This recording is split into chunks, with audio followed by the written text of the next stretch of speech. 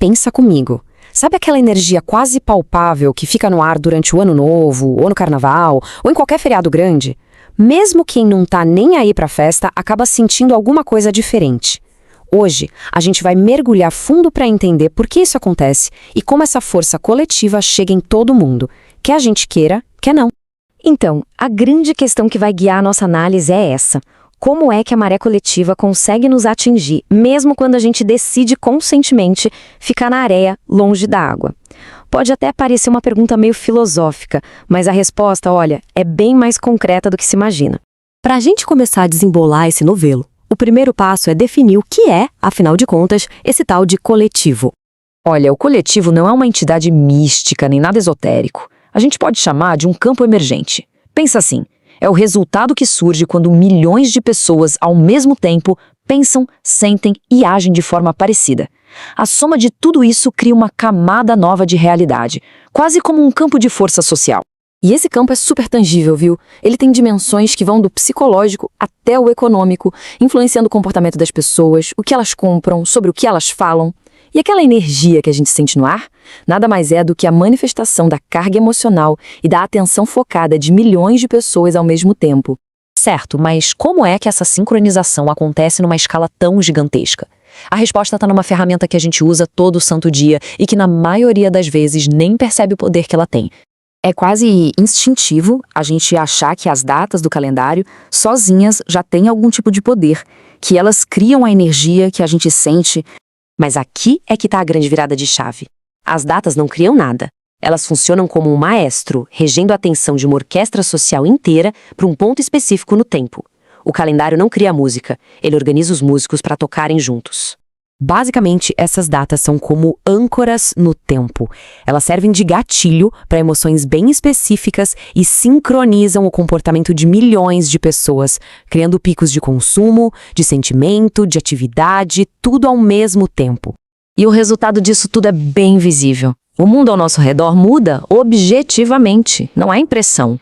O trânsito muda, as lojas mudam, os assuntos nas redes sociais mudam, até o humor geral parece mudar. E tudo isso acontece independentemente da participação de cada um. Isso nos traz de volta para a pergunta inicial. Se a mudança é externa, como é que ela se torna interna? Como é que a gente sente isso? O impacto parece acontecer em camadas diferentes. E essa analogia aqui é simplesmente perfeita. Alguém pode não gostar da chuva, pode decidir ficar em casa e não se molhar. É uma escolha. Mas não dá para escapar da umidade que a chuva deixa no ar. A atmosfera muda para todo mundo. Com a energia social, é a mesmíssima coisa. Dá pra gente dividir esse impacto em 3 níveis. O primeiro é o ambiental. É o barulho, a correria, a instabilidade emocional das outras pessoas. Esse nível é inevitável. O segundo é o psicológico. São as narrativas, a urgência que a mídia e o comércio criam. Esse já dá pra filtrar um pouco. E o terceiro, que é totalmente opcional, é o identitário. Aquela pressão social para sentir o que se deve sentir para entrar no clima. Agora vamos traduzir essa ideia mais abstrata de energia em algo bem concreto, usando exemplos que todo mundo conhece e já sentiu na pele. Olha que interessante essa comparação. A energia densa do Halloween vem de um foco coletivo no medo, na sombra, na transgressão. Já a alegria caótica do Ano Novo nasce de esperanças superinfladas e de expectativas, muitas vezes, irreais, o que acaba criando uma ansiedade que se disfarça de euforia. São climas emocionais completamente diferentes. Portanto, quando se sente o clima de uma data, o que se está percebendo, na verdade, são esses padrões emocionais que dominam o ambiente. É uma leitura desse campo emergente que está no ar, nas conversas, no comportamento de todo mundo. Ok, mas se o ambiente é inevitável, quer dizer que a gente está fadado a ser arrastado por ele? A resposta é não. E a ferramenta para isso é a consciência de cada um. Essa frase aqui é a ideia central de toda essa análise.